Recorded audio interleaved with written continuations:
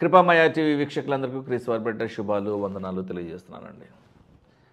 నీకేది కావాలని క్వశ్చన్ చేస్తున్నాడు దేవుడు. నీకు ఏది కావాలి? నీకు పరలోకం కావాలా, నరకం కావాలా? నీకు జీవం కావాలా, మరణం కావాలా? నీకు మేలు కావాలా లేక కీడు కావాలా అని ప్రశ్నిస్తున్నాడు. నీకు ఏది కావాలి? ద్వితీయోపదేశకాండము 30వ అధ్యాయము 19వ వచనంలో ఇలా ఉన్నది. నేడు జీవమును మరణమును ఆశీర్వాదమును శాపమును నేను నీ ఎదుటను ఉంచి భూమి ఆకాశములను మీ మీద సాక్షులుగా పిలుస్తూ ఉన్నాను. భూమి ఒక సాక్షి, ఆకాశం ఒక సాక్షి. ఇంకెక్కడికి వెళ్తావు నువ్వు? ఈ వాక్య భాగం ఏదైతే ఉన్నదో చదవబడినటువంటి ఈ ద్వితీయోపదేశకాండము 30వ అధ్యాయము 19వ వచనము one of the most direct communications from God. దేవుని చిత్తం ఏంటి అని తెలుసుకోవాలి అని అనుకుంటే ఈ వాక్యాన్ని మీరు బాగా చదవండి.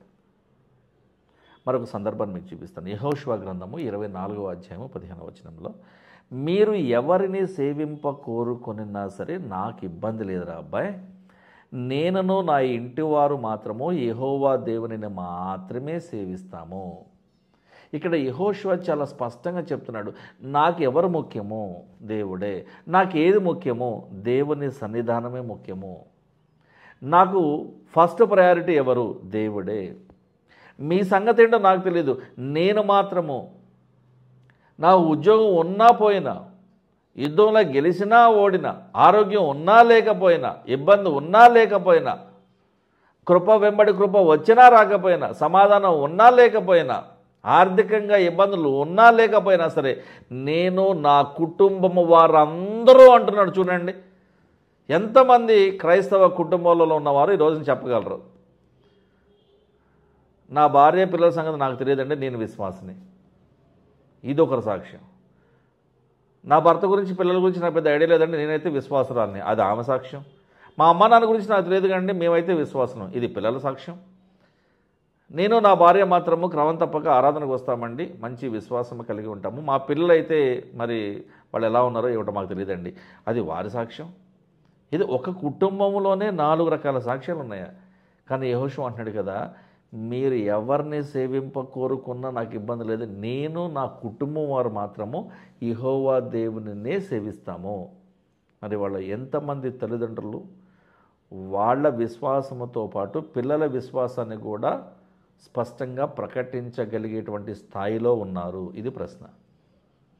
యోహాను సువార్త 11వ అధ్యాయం 25వ వచనంలో యేసు ప్రభు వారు మాట్లాడుతూ, పునరుద్ధానమును జీవమును నేనే. అంటే మీకు ఏం కావాలో అది నేనే, అది నా దగ్గర ఉంది, నేను తప్ప ఇంకెవరు ఇవ్వలేరు దీన్ని.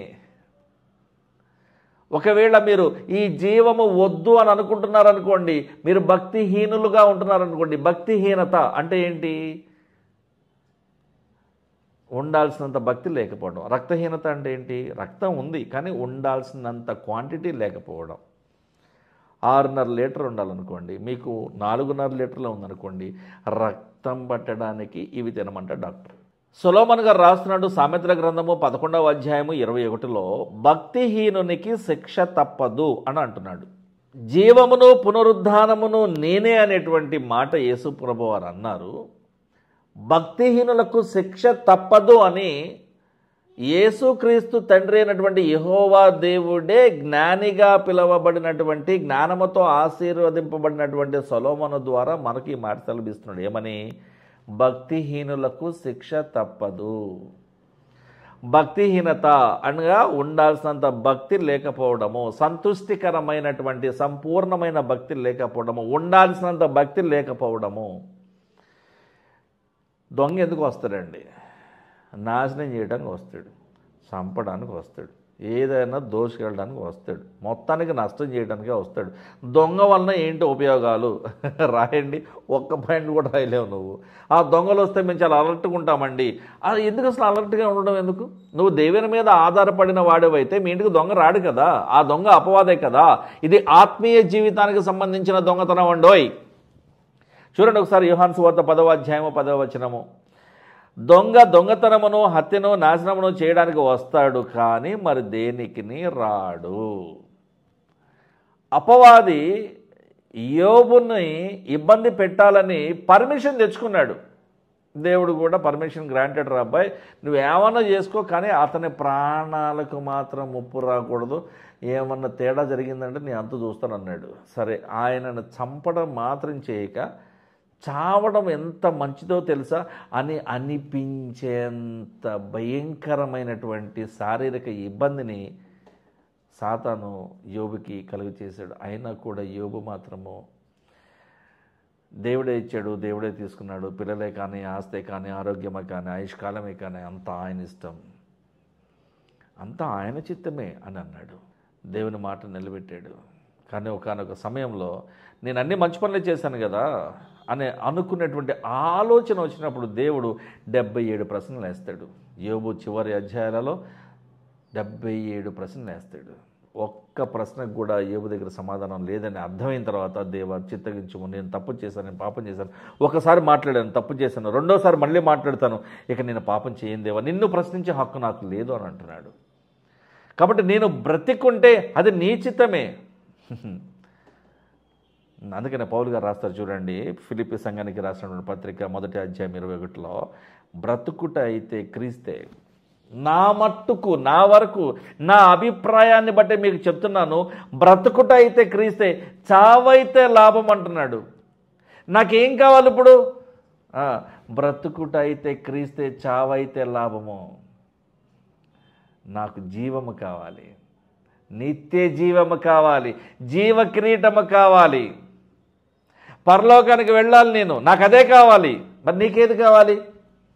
ఆశీర్వాదం కావాలా, శాపం కావాలా, మేలు కావాలా, కీడు కావాలా, పరలోకం కావాలా, నరకం కావాలా, ఏం కావాలి? దేవుని సన్నిధానం కావాలా, సాతానుతో స్నేహించి నరకంలో కాలిపోవడానికి వెళ్ళిపోవాలా? మీ ఇష్టం. దేవుడు చాలా స్ట్రైట్గా మాట్లాడతాడు. చిన్న ప్రార్థన కొరికే తలలోంచి, పరలోకమందున్న మా తండ్రి, మా ప్రార్థన ఆలకించండి ప్రభు. నీ వాక్యంతో మమ్మల్ని హెచ్చరిస్తున్న విషయాన్ని బట్టి వందనాలు ప్రభు. ఈ కార్యక్రమాన్ని వీక్షిస్తున్న ప్రతి ఒక్కరిని కూడా మీరు జ్ఞాపకం చేసుకున్నాను నాయన. నిజమైనటువంటి మారు మనసును ప్రతి ఒక్కరికి ఇవ్వండి ప్రభు. ఆత్మీయ కన్నులు తెరవండి నాయన. నీవు చేసేటువంటి గొప్ప అద్భుత కార్యములు మా జీవితంలో కూడా జరిగింపబడాలని కోరుకుంటూ ఉన్నాం ప్రభు. నా మనసులను మార్చండి, ఆత్మీయంగా ఎదిగేటువంటి విషయమే మాకు సహాయం చేయండి ప్రభు. ప్రతి విషయంలో మా అందరికీ మీరు తోడుగా ఉండి మమ్మల్ని నడిపించమని యేసుక్రీస్తు వారి పరిశుద్ధ నామములో ప్రార్థన అడుగుతున్నాం తండ్రి. ఆమేన్. Thank you.